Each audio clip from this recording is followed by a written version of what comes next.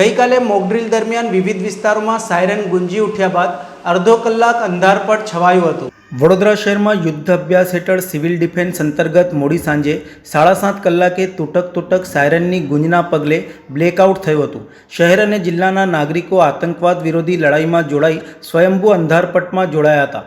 આખા દેશની જેમ વડોદરામાં કોઈપણ પ્રકારની ઇમરજન્સીને પહોંચી વળવાની તૈયારીના ભાગરૂપે રાત્રિના 7:30 થી 8 કલાક દરમિયાન બ્લેકઆઉટની જાહેરાત કરવામાં આવી હતી। વડોદરામાં તંત્રએ લોકોને આ સમયગાળા દરમિયાન લાઇટો બંધ રાખવા માટે અપીલ કરી હતી, જેના પગલે આખા શહેર ઉપર અડધો કલાક માટે અંધારાની ચાદર પથરાઈ ગઈ હોય તેવો માહોલ સર્જાયો હતો। આશ્ચર્યની વાત એ હતી કે એરપોર્ટ સર્કલ પાસે કોર્પોરેશનના હોર્ડિંગ જ એલઈડી લાઇટ ચાલુ જોવા મળી હતી। સંખ્યાબંધ જગ્યાએ બહુમાળી ઇમારતો પર લગાડેલા સાઇનબોર્ડ અને હોર્ડિંગ્સ પરની લાઇટો પણ ચાલુ હતી।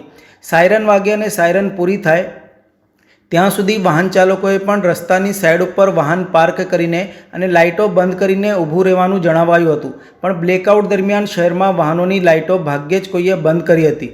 શહેરમાં આજે 45 જગ્યાએ સાયરન વાગવાના હતા। ઉલ્લેખનીય છે કે વડોદરા શહેરના 1971ના યુદ્ધ વખતે બ્લેકઆઉટનો અમલ કરાયો હતો અને આજના અંધારપટે જૂની પેઢીને એ દિવસોની યાદ તાજી કરાવી દીધી હતી। ઉલ્લેખનીય છે કે સરકારના નિર્દેશ મુજબ મોકડ્રીલમાં હવાઈ હુમલાની ચેતવણી આપનારા સાયરન ક્રેશ બ્લેકઆઉટ પગલાં હુમલાની સ્થિતિમાં નાગરિકોને પોતાના બચાવવા માટે તાલીમ આપવા અને નાગરિક સંરક્ષણના સ્ટાફ સાથે સંકલનનો સમાવેશ થયો હતો। ઓપરેશન અભ્યાસના ભાગરૂપે સમગ્ર દેશમાં અને વડોદરા શહેરમાં 7:30 to 8 o'clock સુધી બ્લેકઆઉટ કાર્યક્રમનું આયોજન કરી છે। આ અંગે આપણે કેટલાક દિવસોથી જનજાગૃતિ અને એક અવેરનેસ ક્રિએટ કરવા માટે કમ્યુનિટીના પ્રતિનિધિઓ, કેટલાક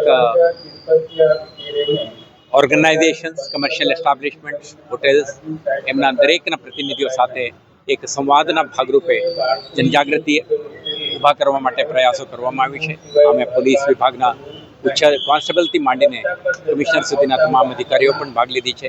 આજે આપણે જોઈ રહ્યા છીએ, આજે તમામ એસ્ટાબ્લિશમેન્ટ, હાઉસિંગ સોસાયટીઝ, લોકો સ્વયંભૂ રીતે આપણે લાઇટ સ્વિચ ઓફ કરીને આમાં પાર્ટિસિપેટ કરી રહ્યા છે।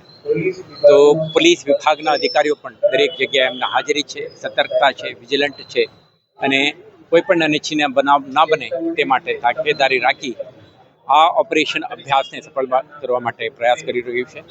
શહેરજનો પણ જાણકાર, જાગૃત અને જવાબદાર નાગરિક તરીકે આમાં સ્વયંભૂ રીતે પાર્ટિસિપેટ કરી રહ્યો છે। આપણે વિશ્વાસ છે કે એક સ્ટ્રોંગ મેસેજ જશે કે પોતાના સુરક્ષા, સમુદાયના સુરક્ષા અને રાષ્ટ્ર સુરક્ષા માટે વડોદરા શહેર ઊભા છે। યુનિફોર્મ્ડ સર્વિસીસ સાથે, લો એન્ફોર્સમેન્ટ એજન્સીઓ સાથે, પોલીસ વિભાગ સાથે। આભાર। વડોદરા શહેરે ખૂબ ખમીર બતાવ્યું છે, આપની પહેલ હતી, વડોદરાના લોકો પણ જાતે સ્વયંભૂ જોડાયા છે આ પહેલમાં, એક સારી વાત માની શકાય?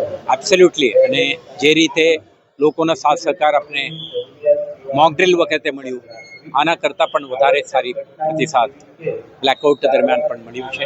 આપણે આખા શહેરની પ્રજા રાષ્ટ્ર સાથે ઊભા છે, આર્મ્ડ ફોર્સીસ સાથે ઊભી છે અને આપણે પોલીસ અને અન્ય યુનિફોર્મ સર્વિસીસના લોકો, સિવિલ ડિફેન્સીસના વોલન્ટિયર્સના એમના મહેનતને એપ્રિશિએટ કરી છે, એમને સપોર્ટ કરી છે, તો આભાર વ્યક્ત કરું છું।